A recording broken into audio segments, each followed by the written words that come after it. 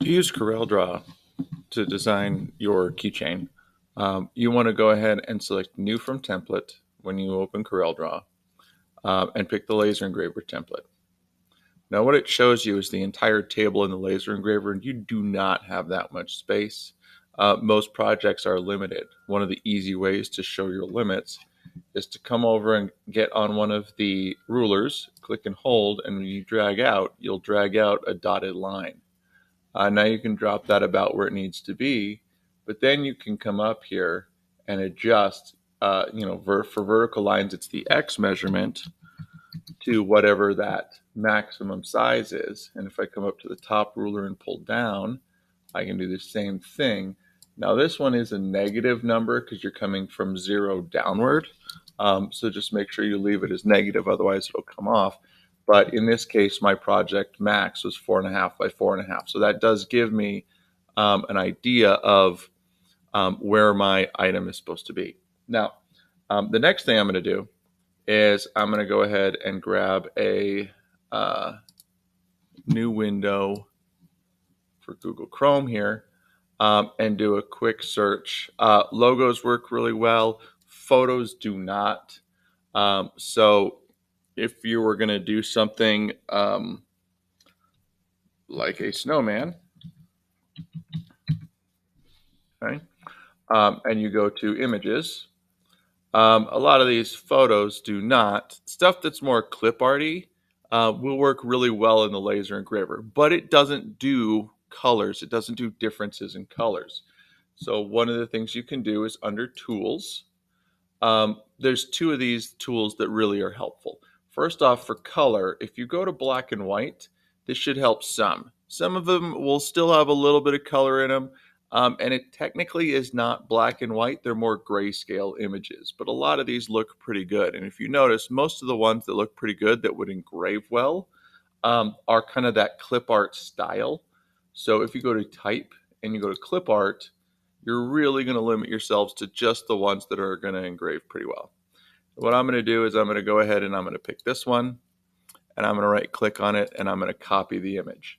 Now, whether or not copy or paste will work for you is largely dependent on the image. So if I go back to CorelDraw and I paste my image and it works, great.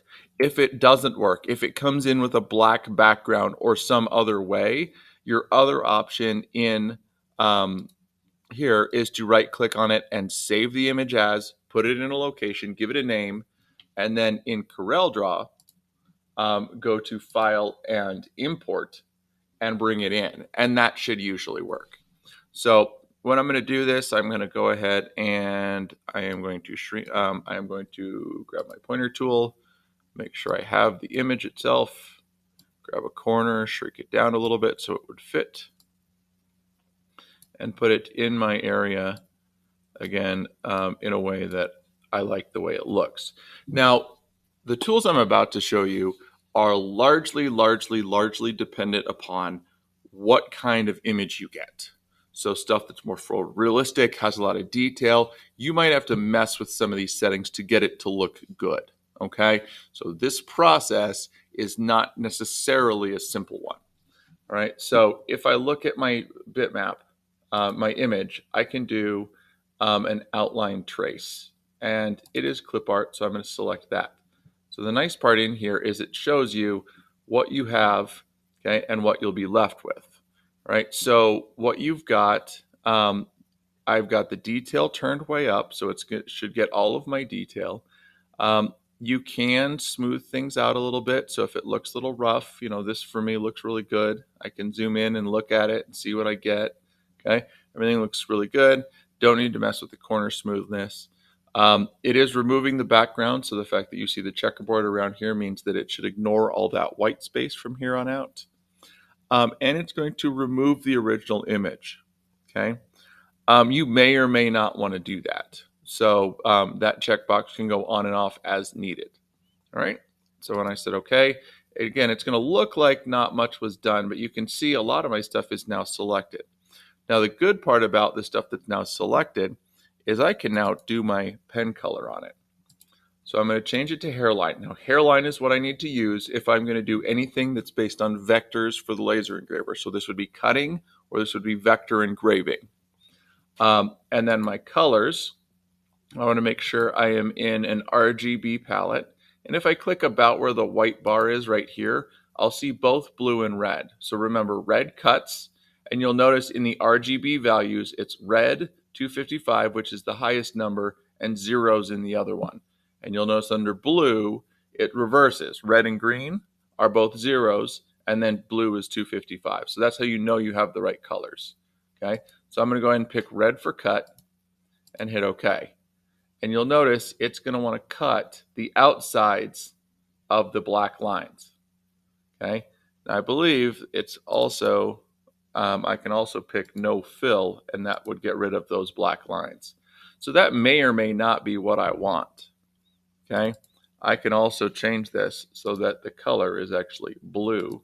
It's more likely what we would want.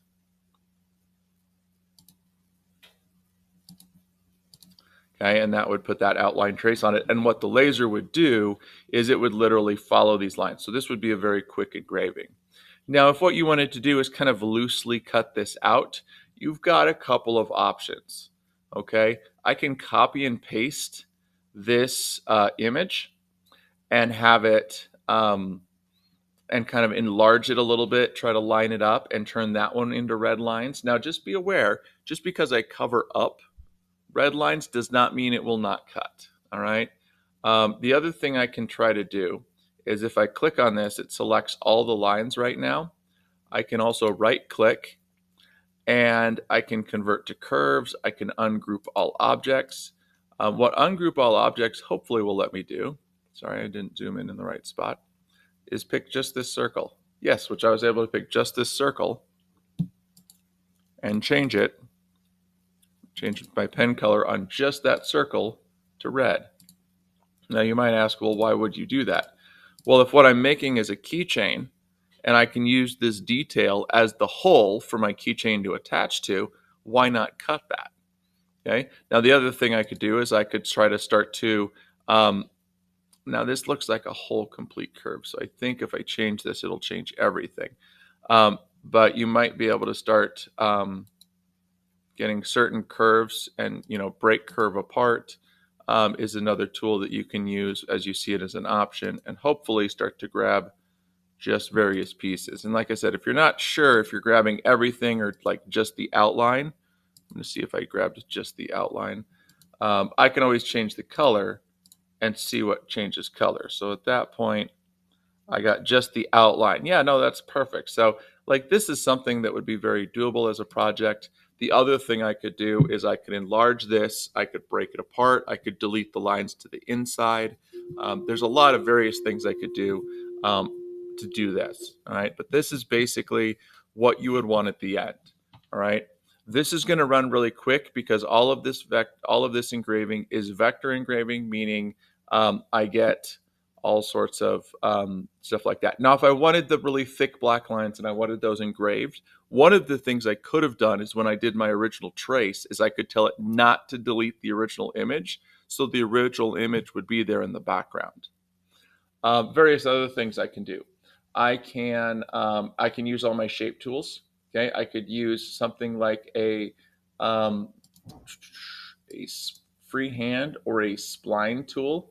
The Bezier spline is a good one. The pen is a good one. You'd have to play with these a little bit and basically kind of use them to trace around. Like I said, if I wanted to kind of create a border or trace around it, or if my image didn't let me do all of the breaking apart like this one did, I could do those as well. One of the things that sometimes is useful is if you have two shapes, I'm just going to draw kind of two overlapping circles. And what I actually want is kind of the border of both of them. I can hold shift and select both options. And one of the things I have right here is called weld. And it puts it together as a single shape around the outline. So if you use simple shapes to trace it, you could select all the simple shapes, weld them, and then come back and make them a hairline, palette, RGB palette, about where it's white, red line, and it would cut out that shape for you. But again, it has to be hairline, and it has to be the RGB red, red 255, green 0, blue 0. All right, that'll do it. And when you're all done with this, you'll need to save this into the laboratory shared folder so you can run it on the laser engraver.